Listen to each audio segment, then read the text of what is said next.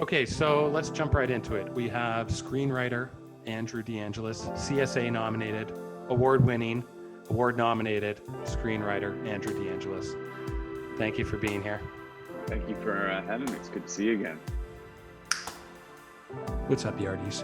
Just wanted to let you know of a little deal we got going here at BrokenStickBrewing.com. Ho Ho Ho 2020 will get you 15% off. That's Ho Ho Ho 2020 will get you 15% off. They've got Ontario-wide shipping, and this deal lasts until the end of the year. Don't miss out. Ho Ho Ho 2020 for 15% off at BrokenStickBrewing.com. First thing, where did the Instagram handle Purple Banana Truck come from? Yeah. That was I'm a Prince fan. I love Prince. I think Prince is like one of the best artists of all time ever. I mean, I'll fight you. I'll fight anybody on that. And so it's just from the line of "Let's Go Crazy," where he says, "Look for the purple banana until they put us in the truck." So Purple Banana Truck. Wow, that's a deep Yeah. dive.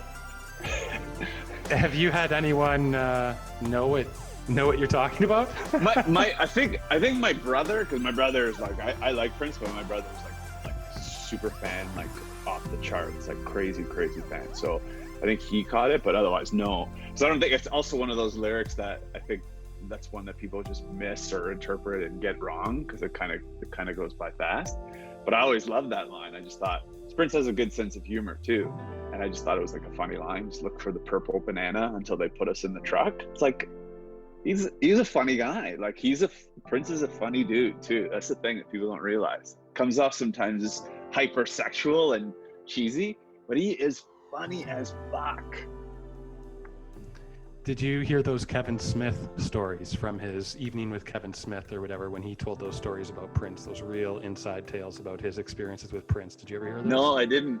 Were they good? If you're a fan, they're very good. Yeah, you should look into them.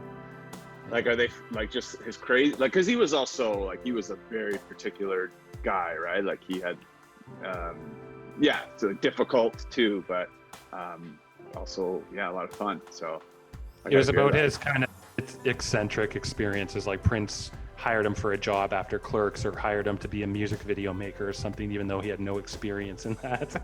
And it's just like a very weird story, but it's Kevin Smith, so his stories go on for like 20 minutes or whatever, and he created that whole DVD that was like 3 or 4 hours. They actually filmed one in Toronto. I went to see it with my brother. Okay. Evening Harder. It was an Evening with Kevin Smith, Evening Harder. They're very good. The first one was on Netflix for a long time. An Evening with Kevin Smith. You should check it, especially if you like Prince. You'll get some good stories there. Is it the Prince stories would be like in which episode? Is it in? It's a full 4-hour thing. So honestly, if you like behind the scenes tales and stuff like that, it's really good for all that. He tells his experiences with making like stuff with Tim Burton, his meetings with producers of Batman, all this stuff. It's from like 2004 or something. It's great. Okay, I'm gonna check it out. But also, just it's not a Prince story per se, but that he released the 1999 remastered a while ago. Well, not he, his estate released it.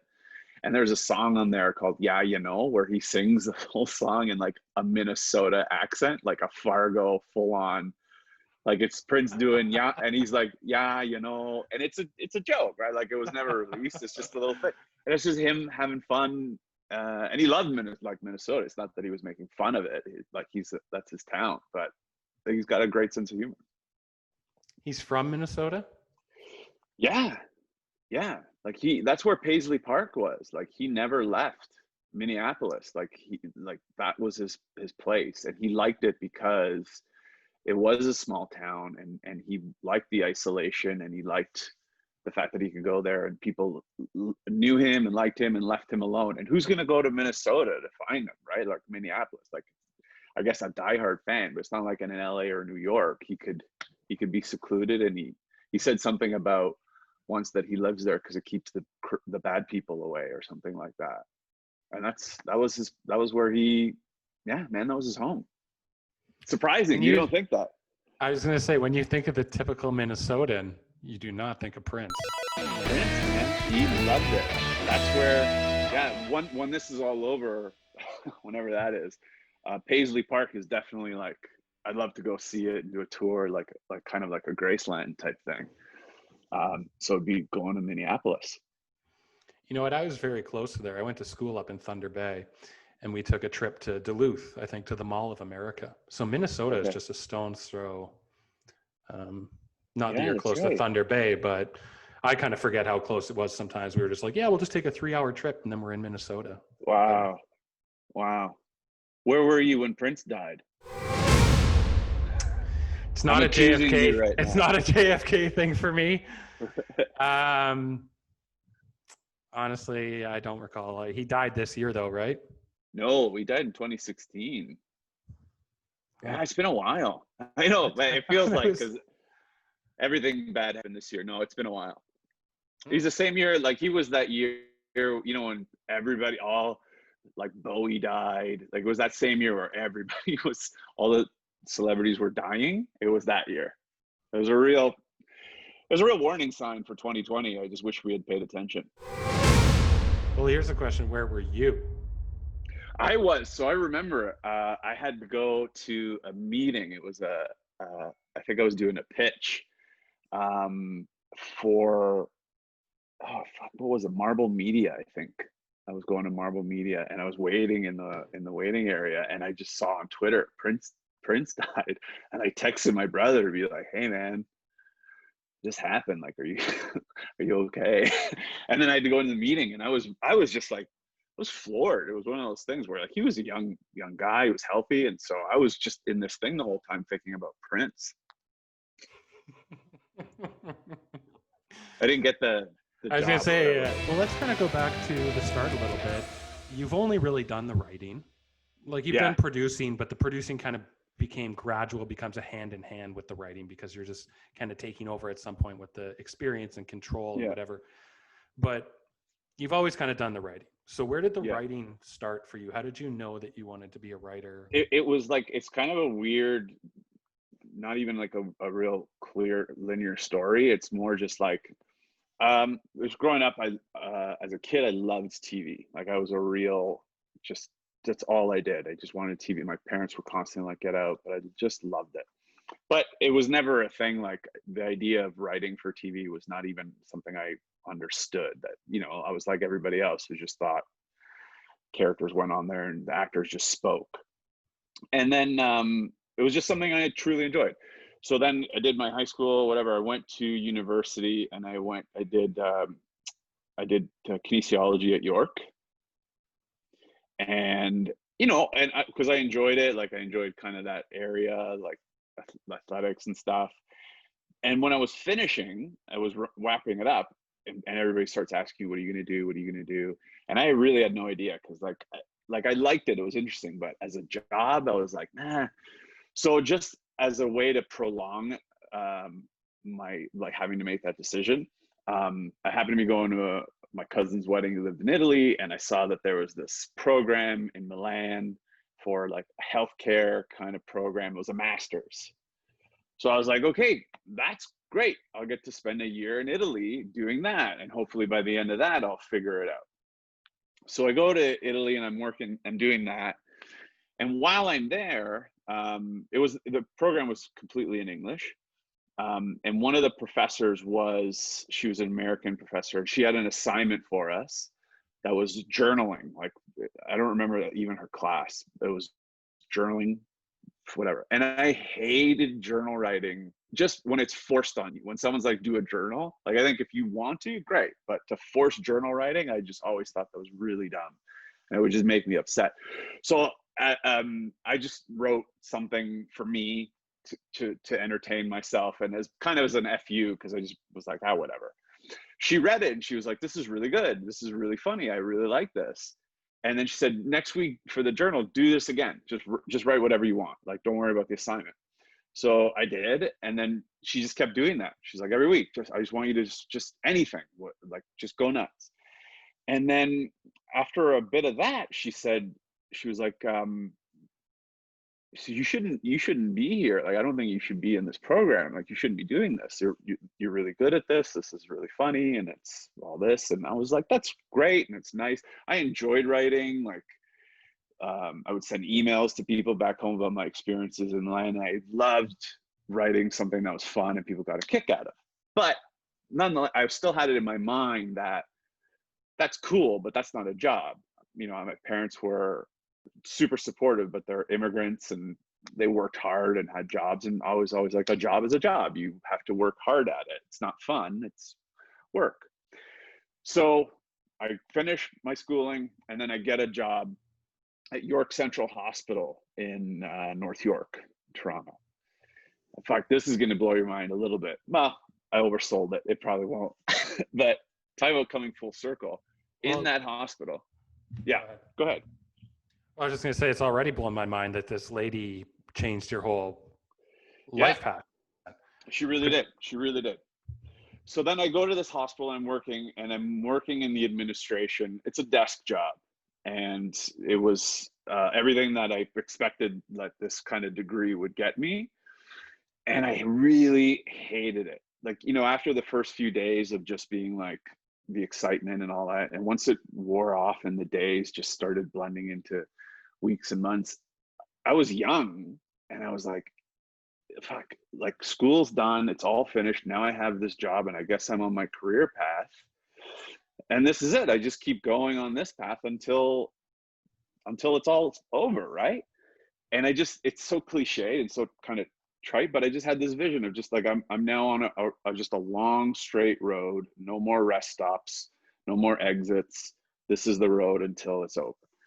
And I was like, whoa, this sucks. Like, this can't be the thing that I do for the rest of my life. This is shit. And then SARS hit. And that hospital was the second hospital to get shut down because of a SARS patient. And it was like, you know, COVID is crazy right now and way worse than SARS was. But SARS, we didn't have anything to base that on. At least with COVID, we referenced SARS. SARS, we were like, this is new. It was a real fear, like a real, like, holy shit, this thing is airborne. It's going to kill us all. So they were just like, yeah, we have it. The hospital is shut down. Nobody gets in, nobody gets out. It was panicky night. And then quarantine for 10 days, like with Health Canada calling me to make sure I was home.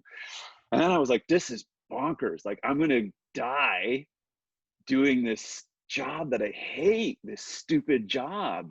And I was like, I can't keep, like once this is over, I can't keep doing this. And it was definitely, I was like, that was exaggerating my fear, my panic, but there was truth to it, right? Like, it was a situation where I was like, this isn't worth it. This job isn't worth, it's not, for sure not worth dying. And it's really not worth much to me. And then I kind of started thinking about that professor and the writing. So I was like, I really think I want to explore that. So I started just doing more writing, going to courses like short story, creative writing, and writing short stories, articles, things like that. And I liked it, but nothing ever clicked for me. And then I don't know where the idea came about TV. I don't remember, but to write TV. And I was like, oh, fuck, TV. Like, I love TV. And someone said to write a spec script. And so at the time I was a huge Family Guy fan. So I was like, yeah, I'm going to write an episode of Family Guy. And it was just that feeling of like, whenever I was writing anything else, article, short story, whatever it was, I didn't have a feel for it. I really felt like I was just feeling my way in the dark. But because TV is A, easier to write, and B, I had consumed so much of it, I'd really internalized the structure. Like, I had a feel for where the break comes. I had a feel for what a character, like length of scene. So inherently, I just got it. And I had so much fun doing it. And what I wrote, I liked it. And so that's when the switch went, where I was like, holy shit, this is it. I want to do TV. So I did some more courses, specifically for TV writing, like at Ryerson, some stuff, just to pick up, like, you know, the basic structure issues and formatting stuff. And then I applied to the Film Center. So, and at this point, I was working now, still in the health world, because I was still working. I do have some CFC stuff, but you brought up a couple things I want to talk about that you mentioned. So you said writing TV is easier than, say, writing for movies. Why do you think that is, or what do you think makes it? Not necessarily movies, but then like novels or short stories, things like that. I think it's for sure easier because like ultimately you do have TV and film, you can play within the structure and you can break rules, but structure guidelines, but there is a structure, right? It's generally half hour, an hour. A movie is going to be 2 hours. There's a 3-act thing. There's a framework that you can really stick to and let it guide you. And there's something there to help you along the way while you're learning your craft, and then you can play as you get better at it. Whereas with novel, short story, that doesn't exist. I mean, there's no guidelines to say it's got to be this many pages and a chapter has to be this long and the commercial break. It's really free form, and the whole thing, you live and die on your word, right? Like people are consuming your words, like it's all about the words. Whereas a script is a framework, a blueprint for the director and the actor and all of this. It's not, ultimately the words aren't the final product, they're part of it. So it's easier. Like I don't have to paint the entire picture with words. It's a visual medium. So not, it's its own thing and it has its own rules and there's craft to it. But in my opinion, it's easier. Right, because it's got that structure that you got to hit these necessary beats for television and commercial breaks and whatever else. Yeah, there's something there that you can say, okay, I see that. There's you giving me some bones that I can put the meat on, and then again, over time you can start really going free form with it. And now I think where TV is going with streaming, even just the idea of length of episodes are going to change. I mean, doesn't have to be a strict half hour or an hour, and a comedy doesn't have to be a half hour, and a drama doesn't have to be an hour anymore. So that's all evolving. But when I was starting it was more rigid, and so I feel like that was easier to learn. And you mentioned kinesiology and sports. If you could be a professional athlete in any sport, like trade it with your writing life right now, what sport do you think it would be? It would be soccer. I hate soccer. I don't even like soccer. I'm not a soccer fan. Like I don't watch it. Like when the World Cup comes, sure. I just think that it's really kind of like it's international, right? So it's got that exotic feel. You play all over Europe and everywhere. It's a global sport. Crowds are huge. The money is insane. I don't know. I just think it's pretty high profile. You're not going to get any of the brain trauma from it. And yeah, I don't know. It's just either soccer or even Formula One, which is again another sport that I don't really dig, but I just think, yeah, Monaco, Tokyo, and yeah, it's just cool. Tons of money. Is there a sport you would write about? That's a great question. Oh, that's a good question. I don't know. I don't know I don't know that I know enough about any sport to do it. So maybe like something more of a fringe sport, like go-kart racing. Any sport that has like an interesting world around it is fun, because or that you have a different take on the world that we're all familiar with, because like sport as a genre of show is it's been done a lot, although I haven't watched Ted Lasso yet, and I hear that is fantastic. I'm not 100% familiar with it. I've only heard some things. Is Jason Sudeikis in that? Jason Sudeikis, and he's a coach, like I think an American coach? Yeah, but he goes to Europe to be like a soccer coach. Oh, so okay, right. Oh, I heard about this because they wanted to fail and he stunk, so they hired him to fail and bomb. Yeah.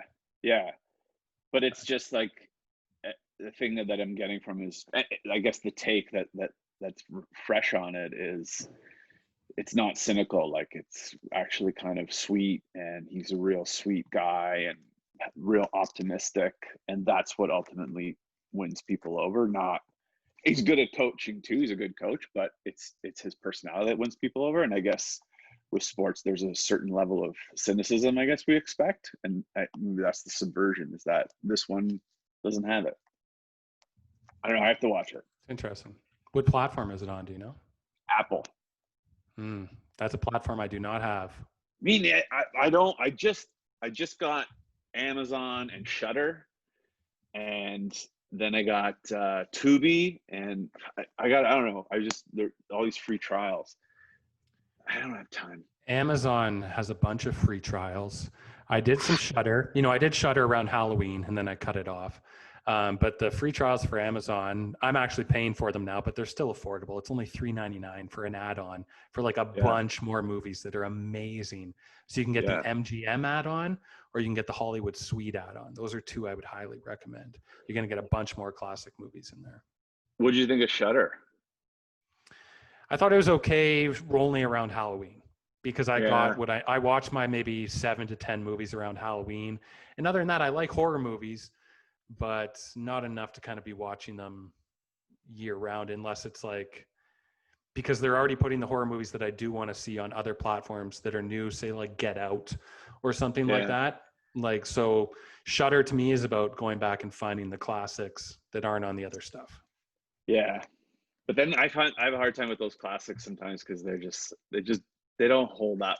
Sometimes it's hard. If you're watching it for the first time, you know, if you're familiar with it and there's nostalgia there that's playing into it. Otherwise, some of it's tough. Well, you know, some of them I was putting on for the first time just because I'm not totally familiar. I never fell into that whole Halloween, Jason. So I kind of watched some of those for the first time. I rewatched maybe 1 or 2 of them. I've seen some of them, but I was kind of throwing them on, and I just wasn't expecting much. I know what to expect. I'm not going in expecting amazing, but I watched the first Jason, and the first Jason I thought was actually really good. Yeah. It's like no wonder that it became an indie cult hit or whatever. Yeah. I'm finding on Shudder there, especially with horror, it's the foreign stuff that's the best, I find. Like I watched one, I saw The Devil is Korean. I'm watching this. There's a Spanish one that I'm watching on Netflix right now. Don't Listen or something like that. I just find that they have a kind of a different structure to their movies, so it's harder to see the turns coming. And in horror, I think that's ideal, right? I mean, it's always good, but because you don't know, oh, this is the part where the demon's gonna do. They don't do that, and it's like, what is happening? I'm terrified. Okay, let's get back to your journey here a little bit. So it's kind of interesting to me that it wasn't a conscious decision, because I was a kid. It wasn't necessarily a conscious decision then, but I was a kid who was writing when he was 13 years old. I watched James Bond GoldenEye. I got inspired from that. I used to write my own little stories, my own little spy stories. I used to write GTA when I was playing the computer game. I used to write those short stories. So it's interesting to me that you somewhat fell into it, but you were gifted. You were a naturally gifted writer, that this person said, hey, you're really good at this kind of thing. But then also you said, hey, maybe this writing thing could work. Let me sit down and start writing some spec scripts. Was it writing the spec scripts that got you into the CFC, or we left off at the CFC? So, well, I mean, the first time I applied in CFC, I got rejected. So, so I think that was the thing that, you know, it's again cliche, but I think that helped me a lot with my writing, because I submitted a package that I thought was good, and obviously it wasn't. So I had a year, and it was the package for the CFC there's quite a bit of work to it.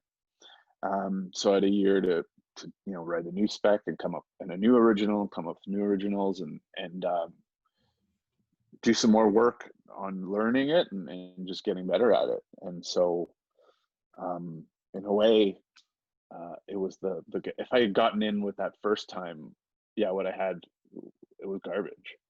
So I think the rejection helped. And once you got to the end of CFC, did you finish kind of with what the program is supposed to give you, a bunch of network contacts and maybe a gateway into your first job and all that stuff? Yeah, the CFC is like, now I don't know what it is now. I think maybe it's been going on for so long that I don't know if anyway, but then it was the whole thing that it gave you, especially for me because I started late. Like I went to the CFC, I was 30, which is late. And that wasn't like 30 with no industry experience. Like I was working at the health department. I was coming in cold. The only thing I had was my brother, but he was trying to get his writing off the ground too. So it wasn't help there. So as a 30-year-old coming into this industry, knowing nobody, more importantly, nobody knowing me, it was huge because in that 6 months, you come out and everybody that you need to know, and they know who you are. You've had a chance to pitch pretty much every broadcast exec, a lot of producers. I got an agent coming out of there. And then just by total real fluke, I got my first job right out of the CFC, because when I started, there was someone who was supposed to be doing something and she was a last minute, she couldn't do it. So they replaced her with Karen Trebetskoy, who, while she was working with the CFC, was developing a show at CBC that got greenlit. So since we got along really well, and so she said, hey, if this gets greenlit, I'm going to bring you on as a story coordinator. And it did, and she brought me on. And what was that show? 18 to Life. 18 to Life. So I see here 18 to Life and Little Mosque. Those are kind of your early shows, I would say. Yeah. And so those seem like the kind of rooms where you're going to really have to meet an overall agenda of the story. It's not going to be a lot of free reign like an independent freelance script would be, or something like your own show. Like you're going to have to meet the agenda and also the structure of these episodes and all the themes that they're looking at specifically, kind of thing. Do you thrive in that? Good, you said you kind of liked it because it's a little bit easier. Do you thrive in that more, or do you thrive in something more like Sal, where you can kind of go off the rails and do your own thing and you're still following beats, but I guess it's your own agenda? Yeah, it's really like they're both have their good points and their bad points. Like working on someone else's show is, as long as you can accept that you're just there to help them make theirs and put your ideas forth and do their best and give them what they need. But then at the end of the day, like you're there for them. So that can be frustrating because you'll be like, oh God, I really don't think that's the right decision. But also really freeing because you go home and your day's done and you don't have to worry about it. And then with Sal and your own show, I remember that first time where I had that realization. I was writing a script and I'd got notes, or there was a decision that had to be made, and that realization is like this is it. Like I am the last stop on this. Whatever I'm going to decide here or put in or whatever, that's it. I don't have to worry about justifying it. I don't have to worry about any of it. Which was, yeah, man, that's crazy cool. Like to be the last say. But then you then you have to like also take the consequences that come with that and everything that goes with it. So they're different. They're both frustrating in their own ways and rewarding too. I mean, yeah, I don't know. It's obviously your own thing is ultimately wins, because the freedom to just say we're doing this and we're going this way. Yeah, there's nothing better than that. That's interesting that you say just going home at the end of the day and being able to turn your brain off it though a little bit, whereas that other person, whoever's show it is, they are living with it 24/7. So there is like a lot of weight on your shoulders. Constant. And everything, like every script that's out there that's being worked on by your writers, that's your problem. Every note that's come in, every casting issue, it's all of it. It's constant. You have to deal with all of it. So there's never a time when you're working on a show when you're like, you don't have something to worry about. So let's talk about Mr. D. Mr. D, you won 2015 Writers Guild of Canada TV Comedy Award. So that must be pretty it's like an acknowledgement to like, hey, you're funny and you're the funniest this year, for that Yeah, category. that was nice because it's because it's from the WGC too. It's voted on by writers, and so that is a good one. And like that year that I won it. I genuinely like. I really, really. I was up against Less Than Kind script, which at the time was like that was the show in Canada. A Trailer Park, I believe, Trailer Park Boys script, and I think that one. There was another one that was also like a big one, so I thought I don't have a chance. And I usually didn't go to the Writers Guild Awards because I just don't like them. But I went this year to that because I was nominated. And every year that I had gone to the awards before, they were in a bar. Like they had them in a crappy little bar. So you're wearing jeans, you're wearing whatever. So I show up wearing jeans, and they're like not nice jeans. But now it was in a theater, like a proper theater. And so I show up, and everybody's like, guys are all in ties, like the women are all wearing really nice dresses. And I saw Pat O'Sullivan. He met me there, and he just looked at me and he's like, what the fuck are you doing? Like, what's wrong with you? And I was like, I didn't know, man. Like, holy shit. And then, but I was genuinely like, I'm going to be fine. And then it was my category. And I was like, my God, I can't go up there looking like this. And then I get it, right? So they call my name. So I go up, and Gary Pearson handed me the award. And of course, first thing he says is, hey, thanks for dressing up for the occasion. Like, he just says that to me. Yeah. So, and now I'm just like a total idiot. Like, here I am staying for everybody, and I look like garbage. So I just made a joke, and I said, hey, this used to be in a bar, and I didn't know that we changed it. And that was it. It was so bad. So that show, Mr. D, you wrote on that show for how many years? I did 3 seasons. 3 seasons. Did they shoot in Nova Scotia or something like that? Yeah, Halifax, yeah. So were you out there for any of that, or the whole time, Yeah. or were you only out there for your episodes? No, we would be out there for it would vary, like they'd stagger it, but I was out there for most of it for all 3 seasons. Oh, wow. So how was that working away from Toronto and being out there working there? It's great. I missed that experience. Like, I was lucky when I started because on 18 to Life, I did 2 seasons there, and I did 3 seasons on Mr. D. So for 5 years, I went away for the summer. It's like going to camp because it's you and all the other writers that you've been working with. And I was lucky that we all got along on those shows and really had a great time together. So you go out there, and they put you up in a nice place, so that's paid for, and meals are paid for, and you get a per diem, and like you're just in a new city for the summer, and all you got to worry about is going to work and doing this job that you enjoy anyway, and then you go out and you get drinks and you go, you know what I mean? It's like a summer camp doing a job that you like in a cool city like Montreal and Halifax. Not bad places to spend the summer. All right, and I haven't done that since, other than Sal up in Sudbury.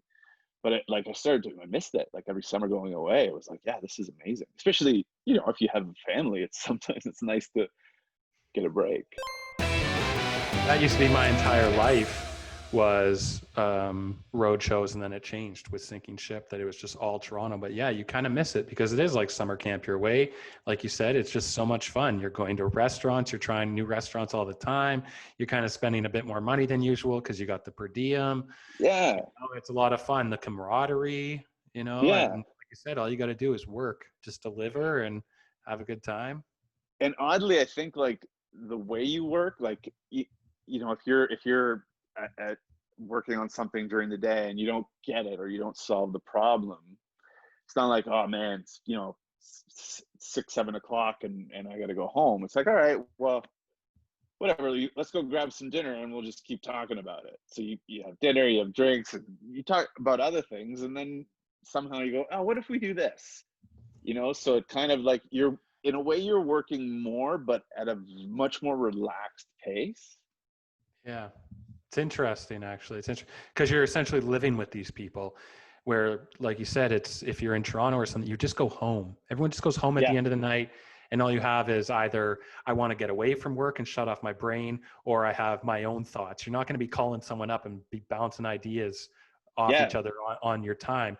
But there, you're almost in a magical world where time doesn't exist except within your bubble. Yeah. And it's like, it's not, you don't, it really doesn't feel like you're working.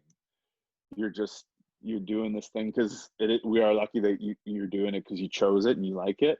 And so you're just talking about it. And it's like, it was great. I really, really love that. Yeah, I miss that a lot as well. It's a lot of fun, road shows. Yeah. Well, we were talking about making your own show and working in Sudbury. So let's talk about Sal a little bit. So right now we know that Sal, I watched it when it came out on CBC Gem. The thing I love about it is it's uncut on CBC Gem, which is rare, I think, for CBC that they would allow swears. Yeah. But I guess since it's on an app and you have to choose to watch it, there's a bit more rather than it being right on television. But I think that's great because I think it hurts the show if you bleep out anything, because there's just too much in there, you know, and it's a very Sopranos-esque show where they almost have their own culture and dialogue, these characters. They're talking about a lot of inner working things that the audience needs to kind of figure out. It's all about the names that they mention from their past and things that happen in their past, and it's not necessarily stuff they're showing you. Yeah. Yeah. Which I love. I love when shows do that. Yes. Yeah, absolutely. So how did Sal come about? Is it something you were working on for a really long time? So Sal came about, I first had the idea of just a guy who thinks he's the second coming while I was at the film center. Because when you're at the film center, you're having to generate ideas. And so that one came up. And at the time I had called it, the title was I'm Not Jesus. I don't know. So I just kind of did it, but I loved it. Like, I loved the idea. And then the more I thought about it, I just really there's so much there that was more than just the premise. Like, for me, it was also about how ultimately this kid, Sal, is a spoiled kid. And, you know, there's always talk about the way we're raising kids to be so entitled. They're a spoiled generation. Like, what's it going to be like for them when they're out in the world? And dealing with reality, and they're going to be spoiled little assholes. And I was just like, yeah, what will that be like? And that was that. And also just the idea too, I'm fascinated by religion. I think it's so interesting. I don't believe in any of it, but I'm fascinated by it. And just the idea of, like, if, as is prophesized, that the second coming will return, just living in the world that we live in and that I'm in, how would that actually work? Like, how would it work? And I was just like, it'll never work, because there's the people who, I mean, even if you're out there being a good person, you know, if you're doing something good for strangers, kind for strangers, that will even be more suspicious than if you're just being a weirdo or an asshole. Do you know what I mean? So it's so hard to win people over claiming to be the second coming. So I just wanted to see what it would be like. That's it. And then, so I developed it. And then at the time, Mark Montefiore I had met because he contacted me after he saw my trailer from the Film Center. And he was just working independently. And I pitched him this idea. And he was like, yeah, I love it. Let's work on it and let's develop it. And then I wrote the script and he loved it. And then we took it out and pitched it around here in Canada. So we pitched it to the 3 places that we could. And nothing, right? Everybody said no, they passed on it because it's a crazy idea. So then Mark said, let's put it into the NSI program, the NSI Totally TV, just because it's another chance to pitch it to more people, producers, and they give you, if you make it to the final round, they give you money to develop it further, which Mark was smartly said, let's use that money, we'll go to LA and we'll work with Chris Brown, who's at the time was working on Beavis and Bedhead. You know, we'll work with him, get that connection. We did that. Nothing came out of it. Just to jump in for a second, how does a writer make a trailer? Oh, at the Film Center, that was one of the cool things that the Film Center does, is they have they have so many different programs. Like they have the writer program, they have editors, they have directors, and for the trailers, they bring all these programs department and they work together to execute the writer's teaser. So they film it, edit it, and then you put it out. And it's So was the everything. teaser dialogue scenes that you created, and then people go and act? And... It's 3 to 5 minute to a teaser for the show that you created as part of the film center. It can be whatever you want it to be. It can be a few scenes strung together. It can be one scene. But other than 3 to 5 minutes, it's pretty open. So when you started writing Sal, it's a great idea. It has a lot of legs. It has multiple seasons. I think as long as you don't mess with the idea, like you said, of him never kind of reaching that successful, like Entourage. Entourage's biggest problem is that once he like reached any sort of status of fame and success, the show kind of sucked, because it was great watching this indie kind of kid struggle. Yeah. And now it's interesting what you said, because I just reviewed my Xmas movies and Ernest was on there. And basically the story of Ernest Saves Christmas is Santa Claus comes to town, and he needs to convince this actor, Joe, that he's Santa Claus, and he needs to pass on the torch to this Joe guy to be the new Santa Claus. It's almost that, like, you're going to have these people who are skeptic. Yeah. Someone trying to convey this wild idea. Yeah. But it's like people are totally skeptical of the idea, yet those same people are the ones that believe it 100% is going to happen. You know what I mean? Like, there are people who are diehard, the second coming will come, and they're as skeptical as anybody else if and when it happens, you know, like, because anyway, I was just like, that's a fascinating idea. So when did you realize that you're going to infuse, because when you're writing, obviously anyone's personal stuff comes out in it a little bit, but this was kind of like a love letter to like a lot of your own stories and stuff growing up, was it not? Yeah, just those Sal is he's everybody that I grew up with, you know, like my cousins and friends and the culture too, like that, you know, the Italian Canadian culture with the Catholicism too it was just kind of about, I guess, how I grew up and my experiences with those characters that I just love. I know so many of them and I just love them. They're still the ones that are they're my favorite. And Samir, now this is an interesting thing, because there's a lot of episodes of shows, I work on a lot of them, or I've seen it, where you have multiple directors coming in for one show. Yes, all going towards one vision, but what felt good about working with Samir? Because I'm sure you had to meet with multiple people. Am I wrong? Yeah. Or No, you're right. You're right. What felt good about Samir? What was right about his sensibilities? And then what do you think the difference is, or how do you find it about how did you find the experience of having one person direct an entire season? What was it, 8 episodes? 8 episodes, yeah. One person directing 8 episodes, so it's kind of like a singular vision with you and them. Yeah. And the DP, and as opposed to maybe, you know, having, because I'm sure Mr. D probably had different directors all the time. Yeah. So what's the difference there?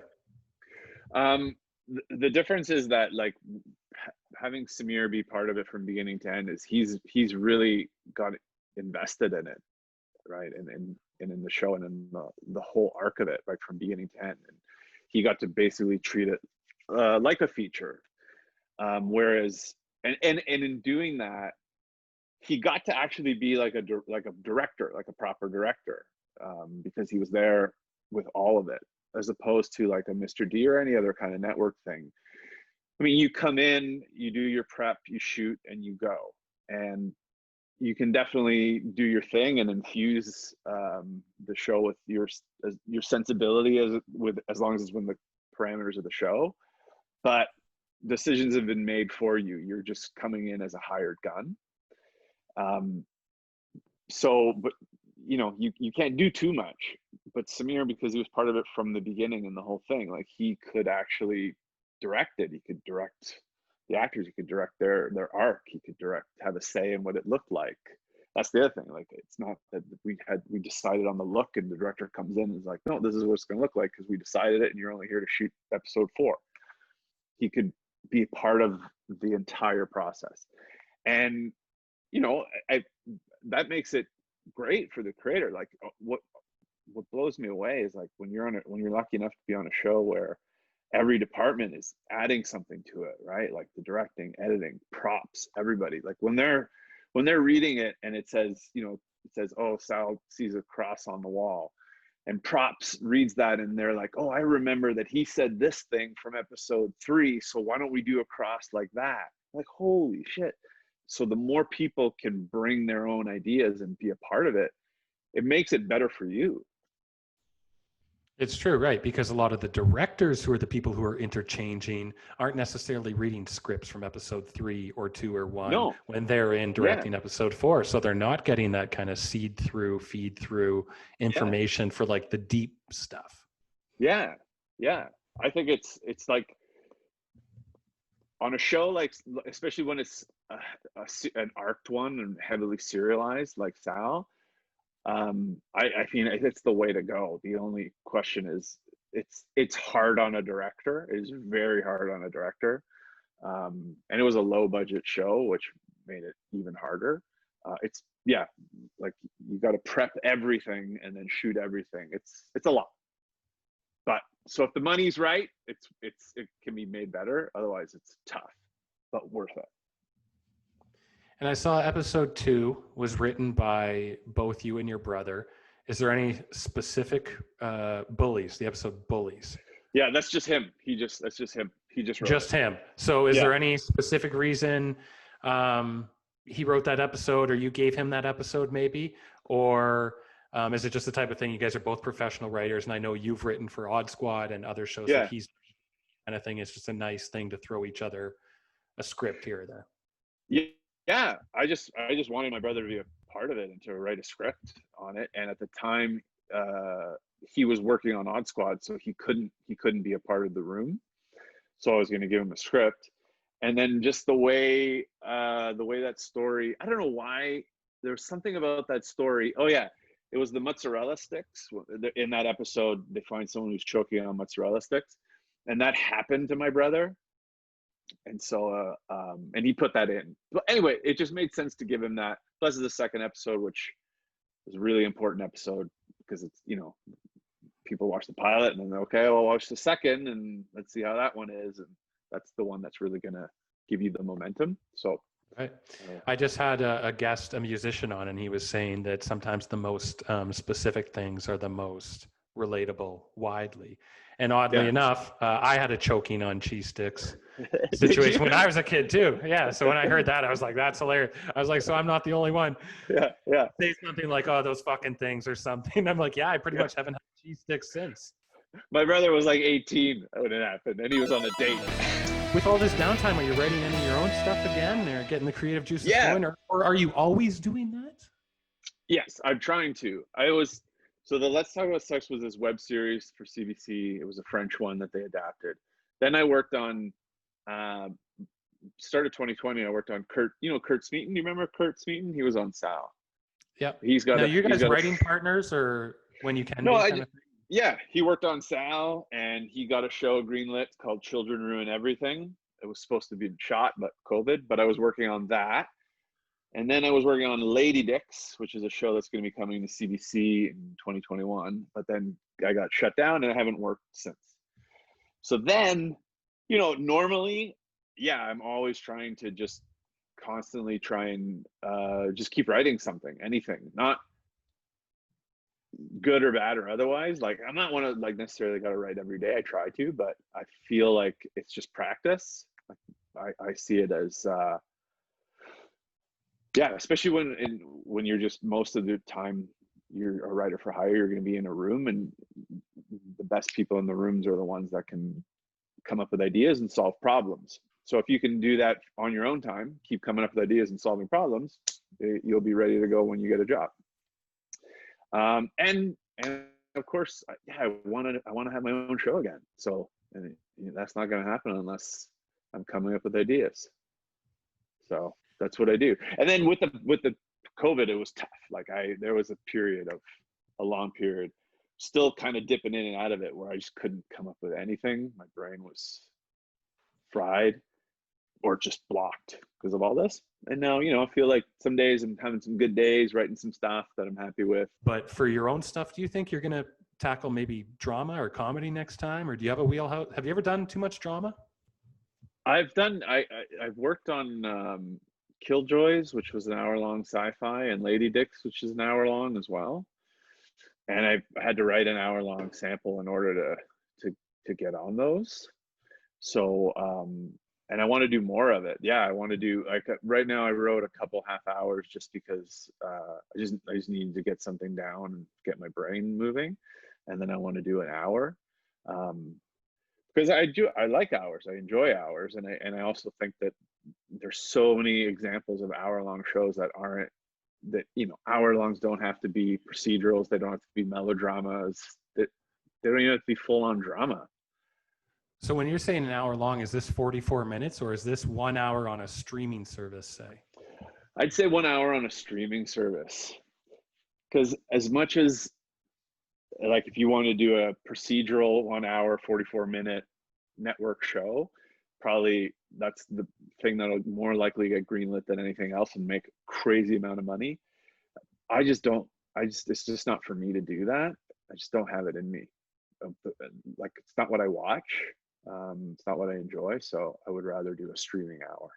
Just before we finish off here, there's one thing we do here. We'll get into it in a second. But what's the plans for Christmas? Plans for Christmas are just staying in. Really nothing. Maybe some day stuff, tobogganing if the weather's all right.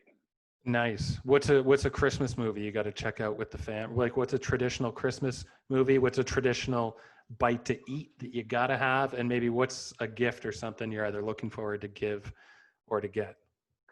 Christmas movie. We already did Elf. We already did it because we got Christmas mode early this year because we needed it. Everyone.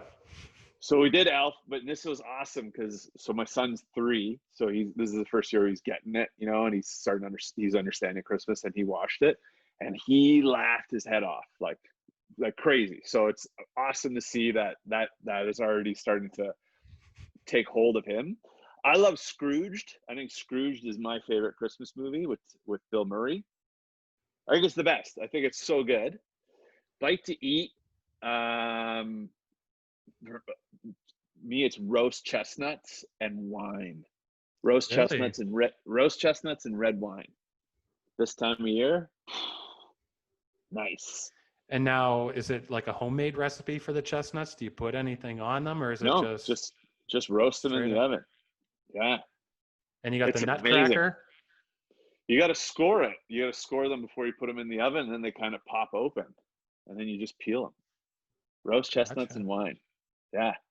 I mean, and then everything. Like, I'll eat. I mean, there's nothing that I won't eat. So, but I love that. And what was the last one? Gift. I guess we can't say what you're going to give, because if someone watches this, they'll know what they're getting. They'll know they're not getting anything. You know what? A bottle of wine. Perfect with the chestnuts. Seriously, like a good one. Yeah. Bottle of wine and some weed. Okay. Andrew DeAngelis, thank you so much for being here. Before we go, we've got one little thing that we do here, and it's called The Gauntlet. Yeah. Yes. Andrew, what shape is the sky? Okay. Here. Oh my God. This is your closing. Okay. Yes. Where does the time go? Where you last left it. Why is a boxing ring square? Because if it was round, I hate you. I don't know. Which apocalyptic dystopia is most possible? Zombies, cannibals, Mad Max, Hunger Games, Black Mirror? Mad Max. And is that the dystopia you think you would thrive in? No, zombies. With the caveat, slow-moving zombies. like Walking Dead zombies, because if they're fast moving, that's crazy. Slow moving, it's the best. I would think I'd be honestly quite happy. Like, one thing about this pandemic that I liked is like when everything was shut down, it's like there's nothing to do. There's nothing to do, right? Like you just, nothing but just get through your day. So in a zombie apocalypse type scenario, there will be nothing to do. No appointments, no work, no shopping, just survival. Slow moving zombies, they're not that hard to kill, right? So really, you're like, life would be, talk about back to the basics, living simply again. Like a zombie apocalypse is just, it's as great as it gets. It's paradise. If they're slow moving, I'm telling you, they're dumb. You can set up traps. Like, it's not hard. Why are we here?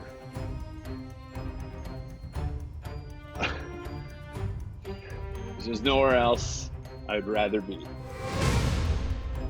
And what does the world need most? An ending. What a great segue. Andrew DeAngelis, thank you for being here. Just stick around after I sign off here. Everyone, this is episode 18 with award-winning Canadian screenwriter and television writer Andrew DeAngelis, and we hope you enjoy the episode. Take care. See you next time. Bye.